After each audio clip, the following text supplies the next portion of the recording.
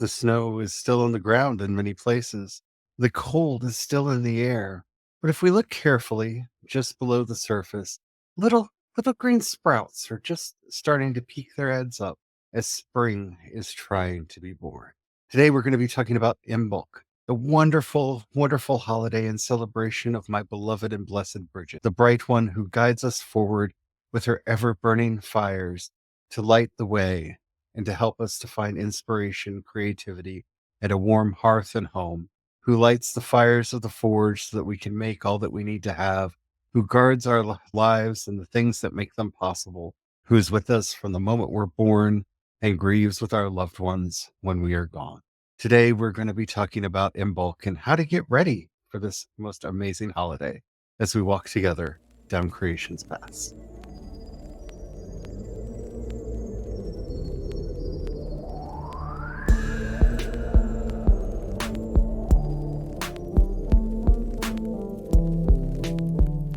Hello, everyone. My name is Charlie, and I am a Christo-pagan druid and priest of Brigid. Hello, everyone. My name is Brian. I'm a Christo-pagan druid and sous chef to the Doggo. Yeah, today we're going to be talking about Imbolc and all of the wonderful things that come with this holiday. This is a very special holiday for me because of my devotion to Brigid. But whether you're devoted to her or not, it is a wonderful holiday to help bring that newness of life and spring into our lives and into the year.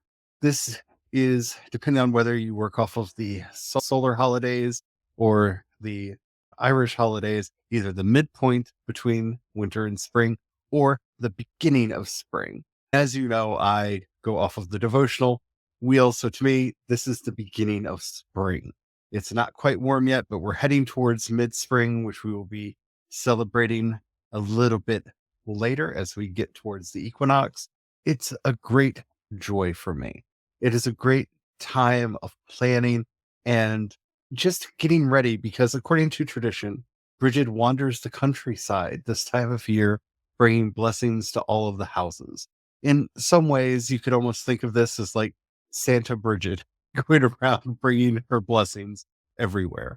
So before we get really into all of the different things related to this holiday, if you haven't already, don't forget to like, subscribe, follow, whatever the terminology happens to be on whatever app you're listening to us on. We do 5 original Christo-pagan and Druid episodes 5 days a week, Monday through Friday. And we have a lot of stuff coming up, including talking about Paul's conversion tomorrow and how it connects to the Hecalot and Merkava tradition. So you really don't want to miss a thing because we're going to be going into some of the deep mysticism and mysteries behind all the things. All right, let's just get to it. Imbolc for me is a time of reconnecting to Brigid. And it's not like I grow distant from her throughout the year, but this is the time of year where her energies are most needed and really feel most present in our lives. She is the goddess of the hearth fire. And I think all of us have been huddling around our heaters and heat vents as we've been working through, especially here in North America, this really cold winter that we've been having. So you really do get to feel the need for her action and feel her presence in those warm moments that help to keep our houses cozy. But this is also a time to remember that Brigid is about action and all about action. So it's a time to start asking ourselves, well, what are we going to be doing? What are we going to be getting ready for the next year? And really kind of setting ourselves up. One of the traditional ways to do that, and one of the ways that this got incorporated into the Catholic schedule, is not just with them appropriating Brigid into a saint's day, but also in the holiday of Candlemas, where all of the candles that are going to be used for the year are brought in and blessed.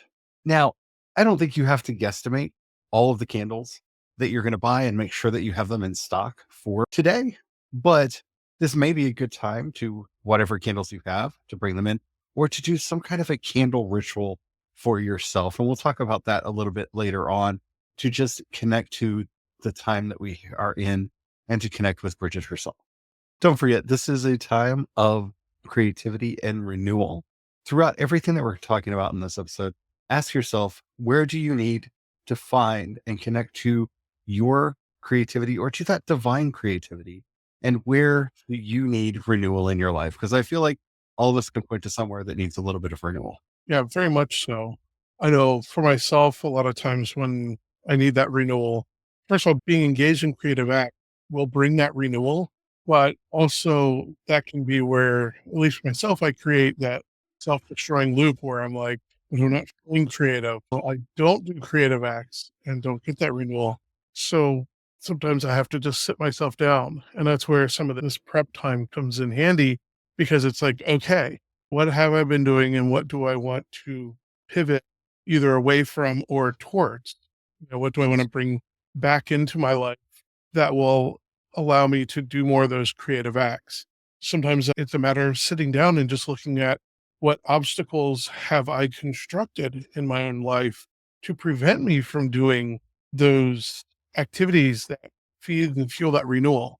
A lot of times, various cooking things could be that. Well, am I using the state of the kitchen or the arrangement of the kitchen or tools as some excuse to not be doing those creative culinary acts that gives me that renewal? And if that is the case, sometimes it's just a matter of letting go of those obstacles, especially when they're just excuses used to prevent me from doing the very thing that I like of doing in the first place. And it's easier said than done, especially when it's self-sabotage. But this is that prep time is a good time and a safe space to honestly look at that and see if that is a cycle you've created for yourself. This is a good time for spring cleaning. Like that is Mhm, a ubiquitous tradition that really does work well for this time of year. I like to connect to Brigid in her relationship to the healing springs and the healing wells. And one of the things that I have planned this year is I don't know if it's going to be warm enough and cozy enough in my house to soak my feet in Epsom salts, but I'm definitely going to do some Epsom salts face scrubs and some body scrubs and really kind of give myself a mini spa day to just kind of be with the healing waters and connect. And I'm using Epsom salts not because they're special or sacred to Bridget in any way, but because there's a light tingliness that they leave on my skin that just feels so refreshing and renewing and magical to me that that's what I've chosen to do. I think anybody can connect to that aspect of Bridget today. Just get yourself a face mask, get yourself a scrub that you like. Just put some Noxzema on your face and let it sit there for a while and wash it off, right? Give yourself a little bit of pampering, a little bit of self-care to kind of connect you to yourself so that you can start asking those really deep questions of where do you need renewal? Where do you need to connect? Because I have found that if we're not in the right mindset, we're going to be thinking about our problems and not about the solutions. And mhm. one of my biggest lessons when it comes to something like Immel is it is a time for solutions, not problems. So give yourself a little bit of self care, even if, like I said, just wash your face. Even if it's just wash your face. There's a long tradition of doing a Bridget blessing while washing your face. So even if that's all that you can do, and then light a candle and start thinking, doing that inner reflection. What do you need? What help you in the coming year? What seeds do you need to be planting? Because the energies that Bridget is bringing to us on this special holiday, and anytime that we tap into her amazing presence, is the energies of healing, of poetry, of smithcraft, of the hearth, the forge. She is the protector of animals. She is the protector of our livelihoods, which is really what it means when we say that she's the protector of the animal. She would watch after the herds to make sure that there was food on the table, that the herd was taken care of and healthy so that it could sustain the people and the population. And so, where in those places do you need maybe a little bit of that divine energy to help you out? Where do you need a bit more renewal, a bit more creativity, a bit more energy to help you out there? These are some wonderful ways to connect with Bridget. And if you really need to take some time and just sit with her, pour a beer. A nice Irish stout would be good for the situation. pour yourself a glass of whiskey and share it with her. I found just pouring a glass of milk can be really, really good in healing. Now, if you don't do dairy, I would probably recommend oat milk just for the connection of like oat cakes and stuff are traditionally used in offerings to her. So maybe oat milk might be a better substitute for cow's milk if that is a thing that you need to do. Again, it's really the intention that matters. Bridget is not going to be upset if you use soy or cashew or anything else. She's very detail oriented, but not in that kind of a way, at least not in my experience. She's not detail oriented in that kind of a way. So ask yourself, what do you need to actually sit down and have those moments of connection? Light a candle, have a little basin of water there, and maybe just take a little time in the lead up to Imbolc to make those connections and feel out what it is that you should be doing. Does a poem come to mind? Does a painting come to mind? Does a song come to mind? Do you have a strong desire to go and perform some kind of community service? Any of that is a valid and good way to connect with Bridget because she Right. is the guardian of our hearth and home. She really is, this goddess of the hearth and home. And now is a good time to clean the house, to declutter the house, to sweep out all of the bad energy that might be in the house. Now, be mindful if you're using actual broom, not a broom, but actual broom to do this, you are doing a deep cleansing of the house and you're kind of shooing out a lot of the energies in there. Warn your house spirits first so that they can make sure that they're out of the way and that they're not offended and let them know the reasons why you're doing it because broom can be used to shoo out the other crowd and you don't want to cause offense. So maybe just use your regular broom. That's up to you, depending on the energies that you need to clean out of your house. But do a little bit of that cleaning, bring a little bit of that freshness and renewal into your home.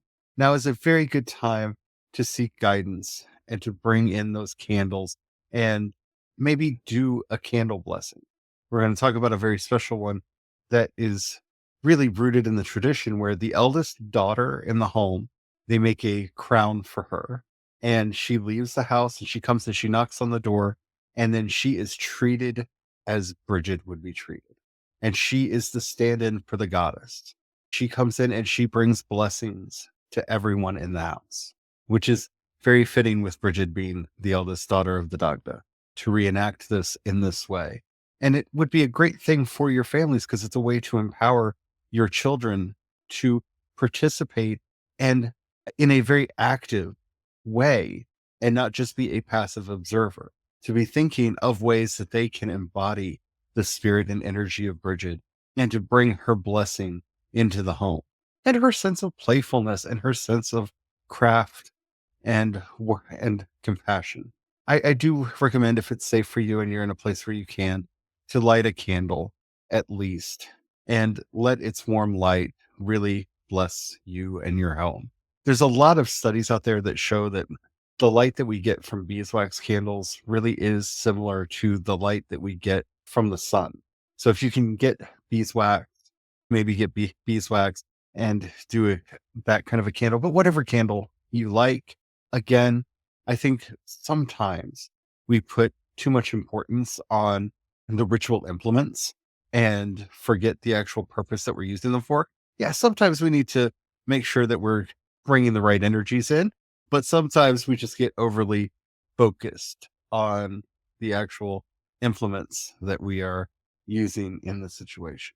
This is the time of year where it is traditional to make Bridget's crosses, where you can find some rushes or reeds or whatever is local to you. You can also get them ordered from various crafting supply stores. I'm not going to go through the methodology on how to make them here in the podcast, but there are a lot of really good tutorials that you can find online. I highly recommend that you watch a video. Don't just try to read the instructions because it sounds really complex and then you see it and you're like, oh, that's how you do it. So try to find a good video tutorial, but now is a good time to make brick crosses and bless them for protection of the house. You can either do that the day before or the day of Imbolc, or maybe make a feast. Make yourself some oat cakes, like I was talking about earlier, or Dairy is very special to Brigid. So making sure that you have cheeses, milks, creams, things that really celebrate that, both for your altar and for your table. Because remember, our feasting table for these holidays is the main altar for their celebration. And also, if you are of age and you enjoy it, remember many of Brigid's miracles did involve turning water into beer.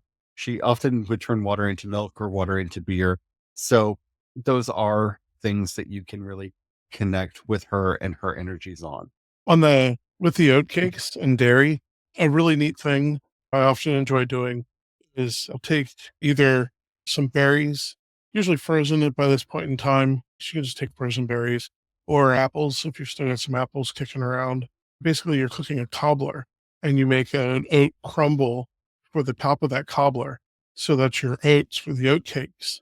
And then you take some heavy cream and you kind of gently warm it and whisk it a little bit, kind of thicken it a little more, and you pour that over top of the cobbler. So it's kind of a berries and cream cobbler type deal. And it really is a delicious and delightful way to celebrate all the food goodies that are associated with the holiday. Now, I would say the most important thing that you can do, if you're only going to do one traditional practice, we talked about this in our last episode because I wanted to make sure you were ready. Our last episode about Emil, get yourself a scarf, a piece of cloth, a blanket, some type of cloth. And the night before, go find yourself a tree or hang it from your balcony or put it on the railing to your front stoop, put it up by your window. If you can't go outside, put it somewhere where Bridget can bless it. Because according to the tradition, like I said, Bridget wanders the countryside bringing blessings. And if she finds a mantle out, she will put her healing blessings upon it. And you can use that when you're sick to receive her healing energy to make you feel better. And it's a good thing to get one that you're going to want to use every year because that energy builds up over time. And you just feel that loving presence that Bridget brings when we are sick and helps to bring that healing and comfort to us. So if you don't do any of the other traditions that we've talked about so far, at least try to put that out and get some blessings. Don't leave blessings on the table. I don't like it when people leave blessings on the table. And for those of you in the Southern Hemisphere, feel free to do that this time of year if you're celebrating Imbolc. If you're not celebrating Imbolc until August, then do it then. Do it both times. How floats your boat. Don't sleep on this one. Show your honor and your connection to her, and she will show her honor and protection of you. Don't forget that Imbolc is not a personal holiday. It is a devotional holiday. And for those of us who have a connection to Brigid, we have a very special connection to this holiday that a lot of others just don't. But this is not about us. This is a family holiday. This is a community holiday. And so think about ways that you can help those that you are closest to. Think about how you can volunteer in your neighborhoods and really bring those blessings of inspiration, hope, and healing into your world. That's really how we weave our magic out into the community because so many of us really hoard that magic and keep it safe, keep it close to ourselves, keep it away from the outside world. And you don't have to tell people at the soup kitchen that you're doing this for Brigid or for Imbolc unless you feel comfortable and safe to do that.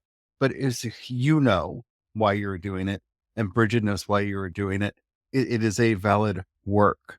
Find ways that you can be a blessing on this day.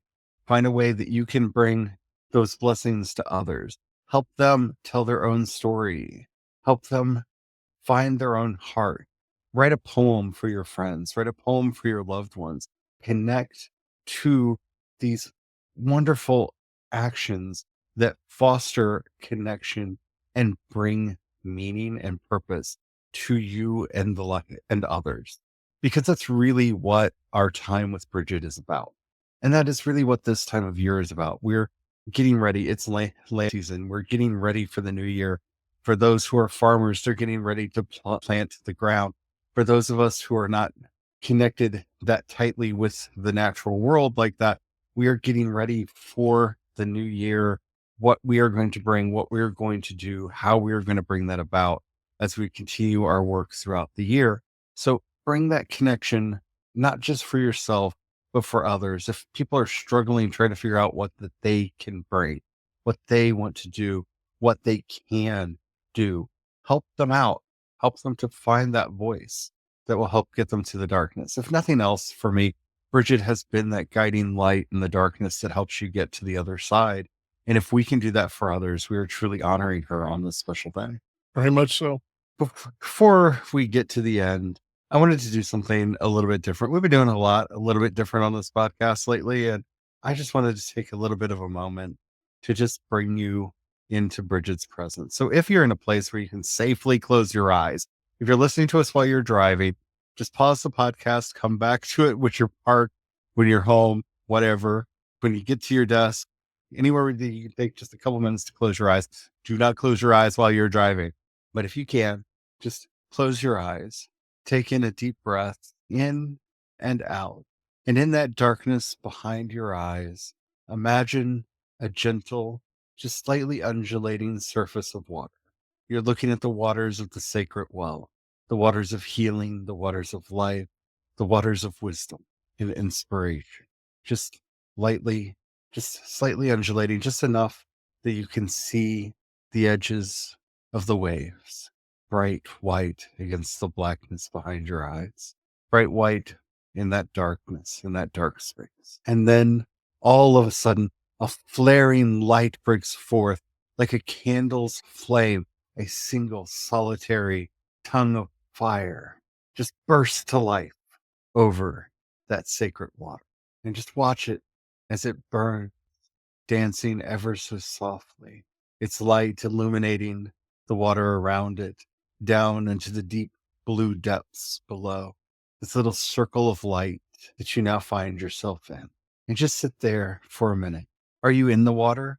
Do you feel the water washing over you and cleansing you and renewing you? Are you sitting next to the water and just watching? In this moment, how do you feel? How do you connect to the water and to the flame? Can you feel its warmth? Can you see its light? If you have aphantasia, just allow in yourself this sense of warmth, this sense of just loving coziness, just right next to you, like a beloved pet or a really close friend. How do you feel in this moment? What feelings are welling up within you? What desires are arising? What is it that you want, that you need, that you desire? In this place, ask Brigid, what can I do to connect to that renewal, to that creativity that I need so bad this season? What can I do to be the light for myself, for my family, for my community? And just wait, feel what rises up, whether they're images or thoughts, impressions. Just feel what arises within you. Take a brief moment and thank Brigid for her guidance. And know that that flame has been burning in your heart this whole time. And take a deep breath in and watch as that flame grows stronger.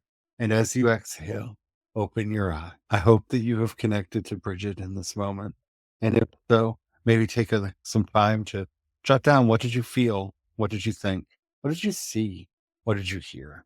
What guidance did you get in this moment that you can reconnect to on Imbolc and maybe dig a little bit deeper into? You can do this exercise with an actual candle. Just be safe with the flames. Now, you don't have to tell me what arose in you. That's between you and Brigid. But I would love to know what it is that you're planning to do this year for Imbolc. You can hit us up on social media. We're Creations Paths on Blue Sky. That's the main social media network that we're on. Let us know. I'd love to know. You can also leave a comment either on YouTube or Spotify. If you're listening to us on either one, leave a comment right there. If you're listening to us anywhere else, even if they tell you that you can leave a comment, they do not let us know. So we won't know. But leave a comment there anyway, because engagement is magic. And then head over to creationspaths.com, click on chat, and there you can leave a comment and we will see it and be able to get back to you. While you're there, if you have a few dollars, you can pass our way. We offer monthly and annual memberships. You can also support us on Patreon and Ko-fi. I am CE Dorset on both. And thank you to everybody who does that. That helps. Thank you to everybody who does that. It helps us to keep the lights on, keep the roof over our head, and food over our table. And if you don't have any money to give right now, or if you're not sure that we're the kinds of people that you want to give your hard-earned treasure to, that's perfectly all right. If we've helped you out, or if you've really enjoyed any of our episodes, don't forget to share it with people that you think might like it. That helps us out immensely as well.